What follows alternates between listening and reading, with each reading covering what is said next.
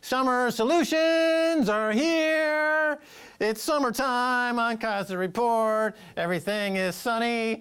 And Stacy? Actually, you and I are going to be on vacation while everybody in the world is looking at the solutions that we offer to all the stories that we cover on Keiser Report. We talk to the likes of Nomi Prince, Steve Keen, Michael Hudson. We look for solutions to the problems of the world. And in fact, this first segment where we're introducing this notion of our summer solutions for 2019 is, I want to say, like, I want a solution to the Keiser Report. The Keiser Report exists only because of all of the financial, economic, and monetary skullduggery out there in the world. And if that didn't exist, then we wouldn't need Keiser Report. It's like James Grant over at the Interest Rate Observer said about the head of the Federal Reserve Bank. Their first act, if he was to take over, would be to fire himself. They don't need a central bank. Central bank is an impediment to everything that we cherish in our lives. And Keiser Report is here to tell everybody about how messed up everything is. And if everything was not messed up, there would be no need for us. And we would be on permanent summer vacation. You know, we feel compelled to keep doing this show, even though it's completely, basically, you know, on a wave that I don't know how to even finish that sentence. I had an idea, but I'm retracting that sentence. You have no solution for that sentence. Well, we're like Michael Corleone. We keep on being dragged into more financial skullduggery. And I want to look at this headline about Joe Biden, because I think Joe Biden is not the solution to what ails the Democratic Party or America. The Americans voted for Donald Trump because he promised to make America great again. The platform that Joe Biden, and to be fair, he has not really spoken to anybody but billionaires in closed-door sessions raising money. But from what we can tell, what his solution on offer is more of the same that has basically brought this country to where it is. Biden tells rich donors not to worry. Nothing would fundamentally change if he won. Yeah, you know what it reminded me of is that everybody in the UK that supports Brexit, their number one reason for Brexit is to return to the 1950s, because that's when things were great and we need to go back to the 1950s. Joe Biden is saying to the American population that, you know, we need to go back to the 1950s where men were men, women knew their place in the home, and American corporations were the greatest, and the minority populations of various ethnic group and racist groups were not a problem, you know. And it's such a reactionary claptrap for billionaire nonsense, it's hard to imagine he's going to be in the race another 2 or 3 months. I agree with that. I'm actually not that certain that his campaign is actually legitimate. I'm not sure if he's actually running. I think it might be in order to distract the media from Bernie Sanders, who the elite in the Democratic Party don't want. They still hate him for 2016 because, of course, remember, 2016 is not Hillary's fault. Nothing about it is Hillary's fault. It's everybody's fault but hers. Anyway, on this Biden thing, though, the mindset I think he is sending out is the DNC, is the elite of this party, which is supposed to be, it was founded on the notion that it was for the workers and the working class. Remember, we used to have a working class in this country. People want America to be great again, meaning forget all that racist stuff of the past. They want a job. They want a meaning to their life. They want to get up in the morning and not just take opioids and watch daytime television. They want to actually go to a job and make something and produce wealth and say, I built that, I made that, this is what I do. They want to add wealth to the economy. Biden tells elite donors he doesn't want to demonize the rich. What they think is happening is that they are the victims. They're being demonized, not that they have been the recipients of a rigged system. As Donald Trump said when he ran in 2016, which he stole from Bernie Sanders, by the way, and Bernie Sanders said it's a rigged system. Elizabeth Warren believes it's a rigged system, and Joe Biden wants to convince Wall Street, he's going to Wall Street and telling them, no, we're going to continue as normal. We're going to keep on giving you free money. We're going to let you rack up all these debts in the name of the population. We're going to continue financializing the economy. We're going to continue all the policies that have caused the deplorables, as Hillary Clinton called them. It's not about the rich. It's about the rapacious monopolist class. Yes. Okay, it's nothing wrong with being rich, and being rich is nothing wrong with it. People work hard, they make a lot of money, and for a lot of people, that's very satisfying. But when you become a rapacious monopolist and you are heading up, like in the pharmaceutical industry, 1 or 2 or 3 major kleptocrats and colluding monopolist and oligopolist pricing, that's not rich, that's tyrannical. There's a tyrannical nature to this group of folks in America that Joe Biden is talking to directly. He's very comfortable in a room full of Saudi princes and American kleptocrats because they're both equal in a lot of ways. Al Capone was very rich. What did people have against him? Right. He broke a few legs, and these people broke an economy, a global economy. This is the most important thing of that speech where he said nothing's going to change. No hope, no change. Nothing needs to change. We're going to continue the same policies that have created this economy, that have allowed China to eat our lunch, that have decimated the industrial heartland, that has loaded the next generation, the millennials and the Generation Z, with all of this debt, unpayable debt that has decimated household formation, destroyed their futures.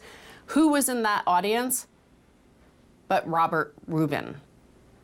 That is the most shocking thing, that the Democrat elite keep on going to this guy, Bill Clinton, Barack Obama, and now Biden, if he were to be president, would use Robert Rubin. Robert Rubin is very responsible for the repeal of Glass-Steagall. And you can talk about that in a moment because you had to know Glass-Steagall.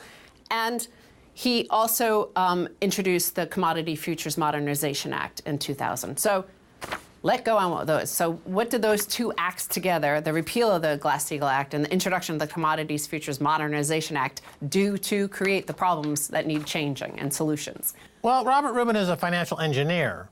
And we live in an era post drop of the gold standard in 1971, when financial engineering was backing the currency more than something like gold.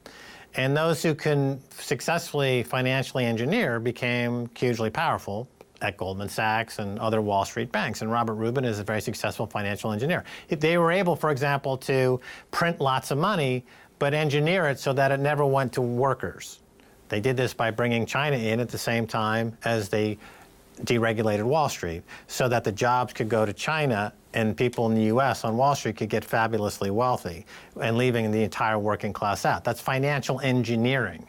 And so by repealing Glass-Steagall, which was put in place after the crash of '29 to separate utility banks and speculative banks, or by bringing in the Commodity Futures Modernization Act, which reclassified derivatives as no longer gambling instruments, but suitable investments for institutions, you have financially engineered the system in ways that favor money printing, price manipulation, price fixing, and everything that we have come to understand are the worst tendencies of an economy with nothing backing it other than these engineers who have no law. It's something that Robert Rubin has been very successful in, is removing all legal restrictions for fraud and counterfeiting on Wall Street. The Commodity Futures Modernization Act, which, by the way, we don't have time to go into it here, but just Google it or look on YouTube.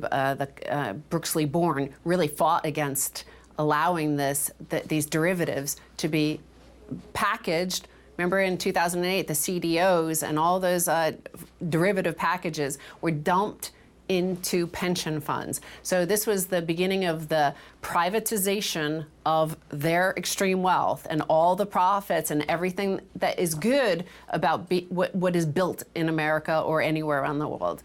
And the transfer of all the risk to unsuspecting Right. Remember back in the early investors. 1980s, you had the beginning of listed options in Chicago, and this was in the options volatility formula, which was the Einstein moment in finance. You could separate risk from reward. Up until then, these two were bound together, like matter and energy were bound together, and then Einstein figured out how to split them, and you had the atomic age.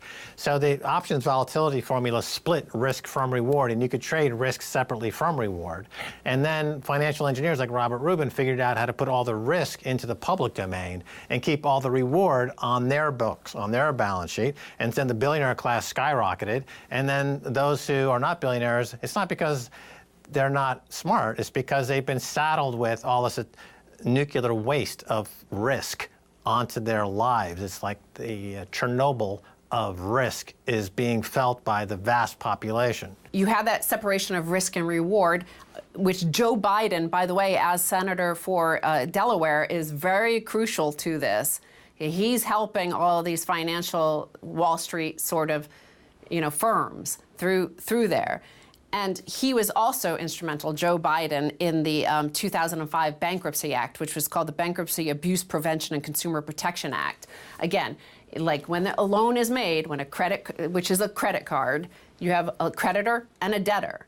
So what they did to individuals, the retail consumer, not Wall Street, because of course they never have to pay their debts. When their bets go wrong, as we saw, the Fed bails them out. For the ordinary American consumer, Joe Biden was instrumental in helping make sure that they could never escape their debts by making it very difficult. Up until 2005, you could declare Chapter 7 bankruptcy. All your debts are wiped off. All your debts are wiped off, and you could start again. Oh, okay. Now you can only do Chapter 13. It's very difficult to get Chapter 7. Excellent point. And then also in 2008, which he was instrumental with Barack Obama in bailing out the creditors and not the debtors. Yes. For the same reason. The banks can make unsecured loans with no risk because if it goes belly up, they get bailed out. If you're on the receiving end of that unsecured loan and you can't pay it back, you have to lose your house. You have to declare bankruptcy. So again, it's total asymmetry between those who are making these loans risklessly without any fear of any penalty whatsoever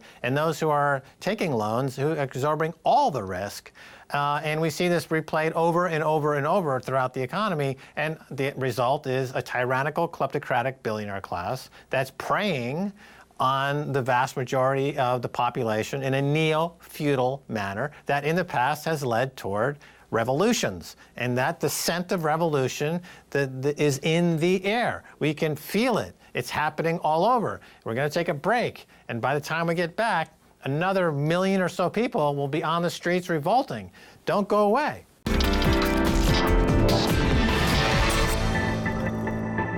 Welcome back to the Keiser Report. Yes, the acrid smell of revolution and tear gas is in the air. Keiser Report was there in Athens. Keiser Report was there in Cairo. Keiser Report's been all over the world covering the global insurrection against banker occupation for 10 years now. As it comes to a head, people are not accepting this model of we take all the reward, you take all the risk. Stacy. Yes, again, we're in a summer solutions episode of Keiser Report. We're looking for a solution to the Keiser Report because if there were no global insurrection, well, if there were no global occupation by banksters, then we wouldn't need this show. But there is, and I wanted to follow up on what we talked about in the first half with Joe Biden bringing in Robert Rubin, or basically promising Robert Rubin, kissing his ring, saying we're not going to change anything. We're going to keep the system that you, Robert Rubin, put in place. This, the repeal of Glass-Steagall, the introduction of Commodity Futures Modernization Act, and this separation of risk and reward where we socialize all the risk onto the chump taxpayer. And Robert Rubin's deputy was, of course, Larry Summers. And Larry Summers, as soon as he was brought in to the Obama administration just after Obama won, then we knew what was going to follow. We knew the disaster that would unfold, and we knew Keiser Report would be needed for the entire 8 years of his administration. Now, I want to look at the Summers memo to put into context, to set up this story for the second half, and that's about toxic waste, because this is the sort of we don't want to change anything about how we have run the world.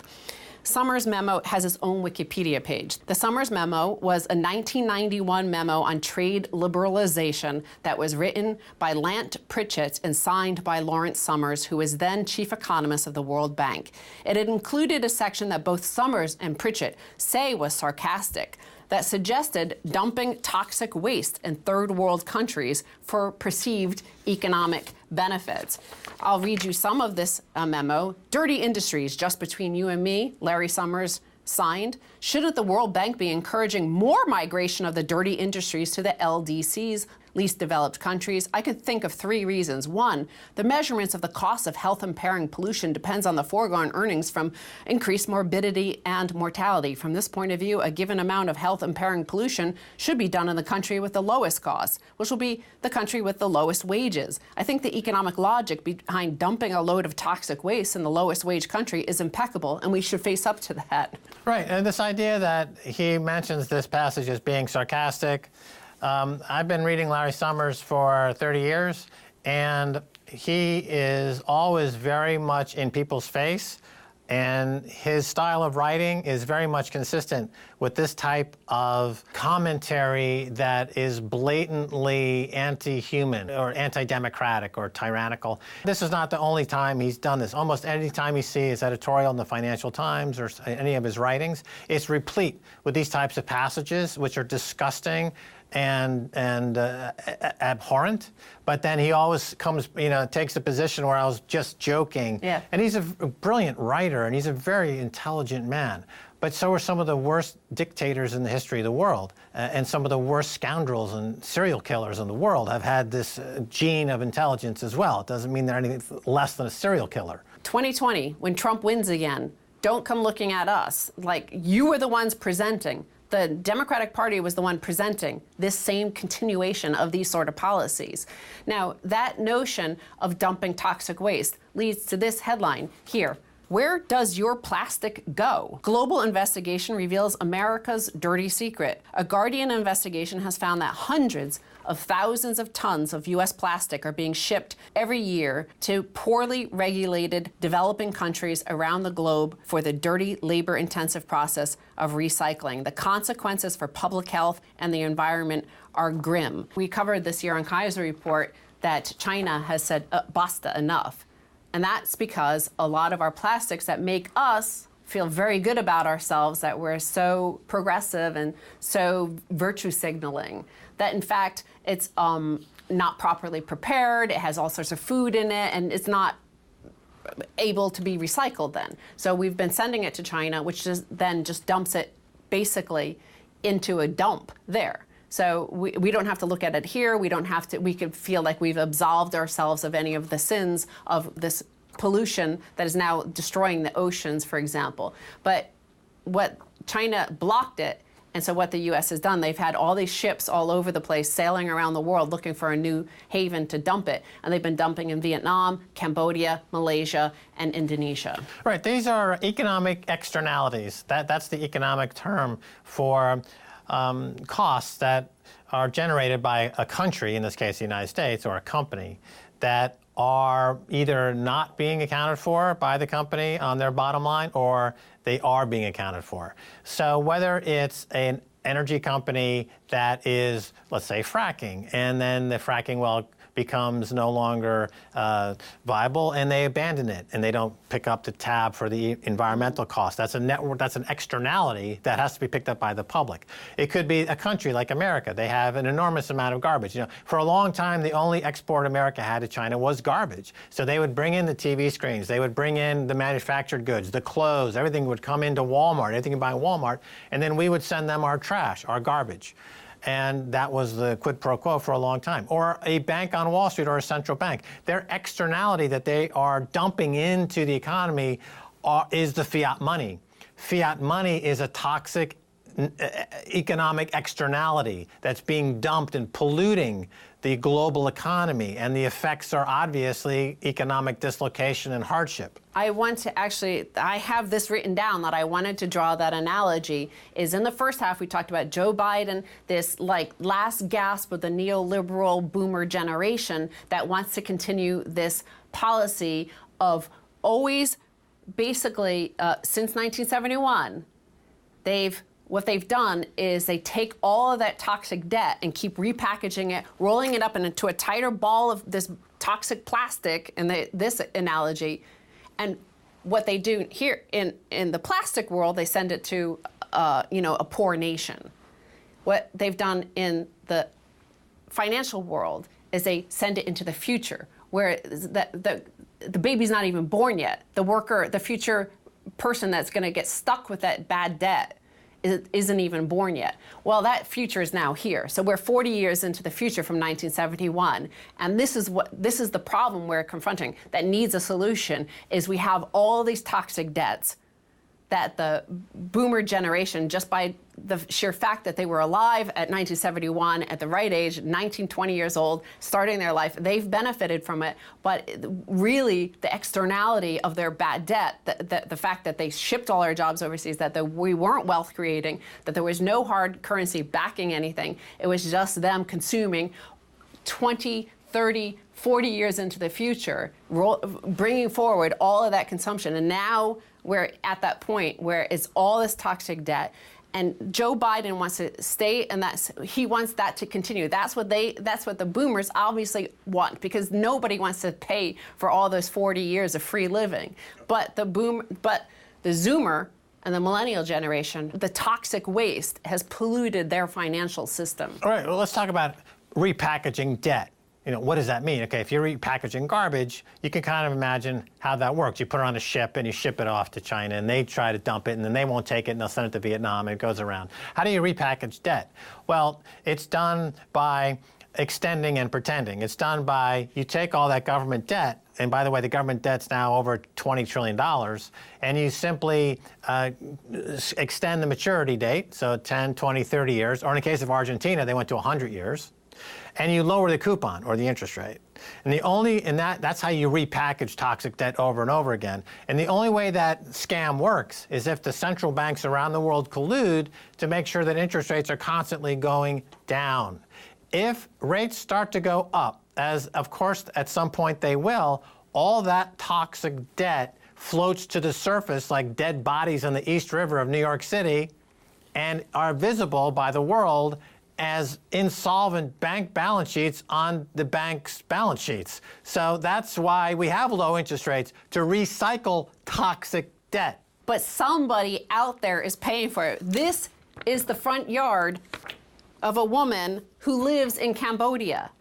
She lives on a bay, which she was a poor woman living on the oceanfront property, Cambodia. Look at all of that garbage. Those are Walmart bags. Those are Rite Aid bags. These are all these U.S. companies.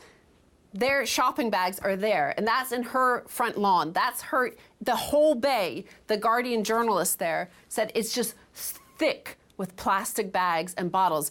This woman was ignorant of where it came from. She didn't know that this was U.S. Washing of their sins, of our overconsumption right, sins. Unseen, in front of everyone's yard, everywhere in the world, is a similar stinky pile of unseen fiat money that has caused and enabled the cost, and the corporations that exude this externality, this poisonous, toxic externality of their operations, are enabled by having access to 0% interest rates.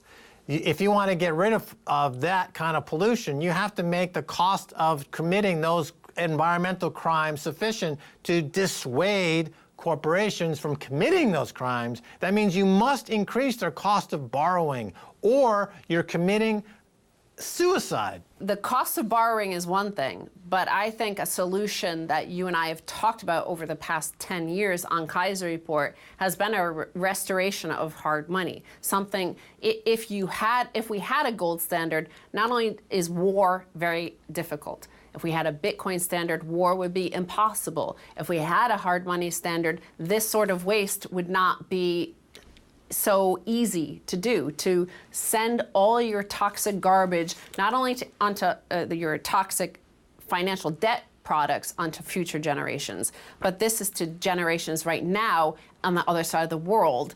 And then we can march around the world and say, if only you become more like America, just because you were disadvantaged by us dumping thousands of pounds of toxic garbage in your front yard.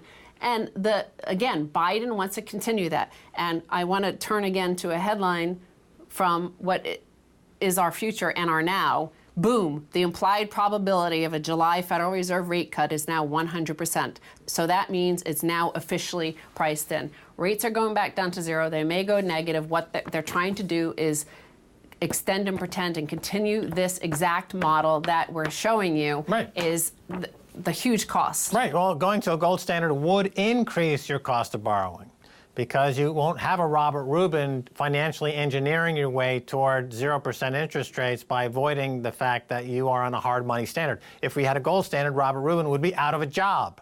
And that's exactly what we want. We want to disenfranchise the financial engineers that have experimented on our economy like Dr. Frankenstein and resulted in a monstrosity of economic incentives that only favor the worst. We've become a kakistocracy, rule by the worst amongst us, sadly. Well, we got to go.